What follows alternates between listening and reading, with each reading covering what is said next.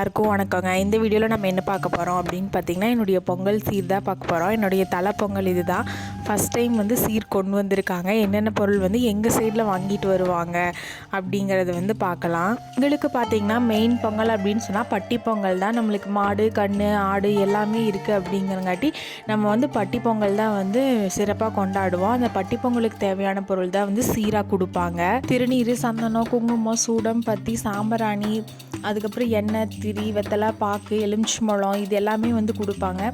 தெப்பக்குளம் தோண்டி அதில் வெங்கச்சாங்கல்ல சாமி வச்சு கும்பிடுவோம். ஸோ அதுக்காக இந்த ஐட்டம்ஸ் ஃபுல்லாமே கொடுத்துட்டாங்க. கூடவே பார்த்திங்கன்னா காதோலையும் கருகுமணியும் கொடுத்துருக்காங்க. அடுத்து என்னென்னு பார்த்திங்கன்னா தேங்காய், பழம், அரசாணிக்காய், சேனக்கிழங்கு இதெல்லாமே கொடுத்துருக்காங்க. அவரைக்காய், சேனக்கிழங்கு, அரசாணிக்காய் இது மூணு பொரியல் பட்டியில் மெயினாக வைப்பாங்க.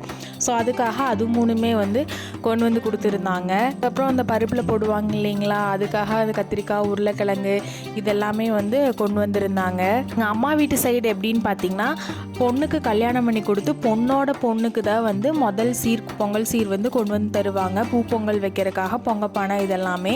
ஆனால் என் ஹஸ்பண்ட் வீட்டில் அப்படி கிடையாதாமாங்க. கல்யாணம் ஆகி தலை பொங்கலுக்கே இந்த மாதிரி சீர் கொண்டு கொடுக்கறது வழக்கமாம்மா. அதனால அம்மா இந்த மாதிரி சீர் கொண்டு வந்துட்டாங்க. இப்போ பார்த்துட்டு இருக்கிறது எல்லாமே பொங்கலுக்கு தேவையானதுங்க. பச்சரிசி, அதுக்கப்புறம் பாசிப்பருப்பு, முந்திரி, திராட்சை, நெய், மண்டவெல்லம் அப்படின்னு சொல்லிட்டு அதுக்கு தேவையானது எல்லாமே தனியாக வாங்கிட்டு வந்திருந்தாங்க. கூடவே பார்த்திங்கன்னா கைமுறுக்கு என்னோடய ஃபேவரெட். ஸோ கைமுறுக்கும் ஸ்வீட் பாக்ஸும் வாங்கிட்டு வந்திருந்தாங்க. முதல் பொங்கல் அம்மா பொங்கத்தவளை எடுத்து கொடுத்து தான் வைக்கணுமாமாங்க. இதுதான் பட்டியாவடை பொங்கல் வைக்கிறதுக்கு, அதாவது பட்டியில் இருக்கிற மாடுகளுக்கு இதுகளுக்கு எல்லாமே சேர்த்து வைக்கக்கூடிய பொங்கல். இந்த பொங்கல் நல்லா வந்துச்சு அப்படின்னா பட்டி பெருகும், மாடுகணுங்க நிறையா இருக்கும் அப்படின்னு சொல்லிட்டு ஒரு ஐதீகம் இருக்கிறதா சொல்கிறாங்கங்க. கூடவே பார்த்திங்கன்னா அரிசி களையிறக்கு குண்டா, அதுக்கப்புறம் அந்த உருளி என்னோடய ஃபேவரெட். அம்ச்சி வீட்டில் இருந்துச்சு, அதுவுமே எடுத்துகிட்டு வந்திருந்தாங்க. பித்தாளையில் படி, சின்னதாக ஒரு காமாட்சி விளக்கும் எடுத்துகிட்டு வந்திருந்தாங்க. அந்த காமாட்சி விளக்கு ரொம்பவே க்யூட்டாக இருந்துச்சு. பொங்கல் கிளறி விடுறதுக்கு கரண்டி அப்படின்னு சொல்லிட்டு மூடி வைக்கிறதுக்கு தட்டம் அப்படின்ட்டு அதை அப்படியே ஒரு செட்டாக எடுத்துகிட்டு வந்திருந்தாங்க. கூடவே வாழைத்தாரும் ஒரு தார் எடுத்துகிட்டு வந்திருந்தாங்க. ஃபைனலாக இதுதாங்க ட்ரெஸ்ஸு, எடுத்த ட்ரெஸ்ஸு.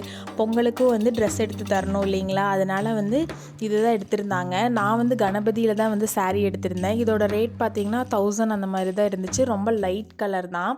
இது பார்க்கவே ரொம்ப நல்லா இருந்துச்சு. 1000க்கு இது ஒர்த் அப்படின்னு தோணுச்சு. அதனால் இந்த கலரே நான் சூஸ் பண்ணிக்கிட்டேன்.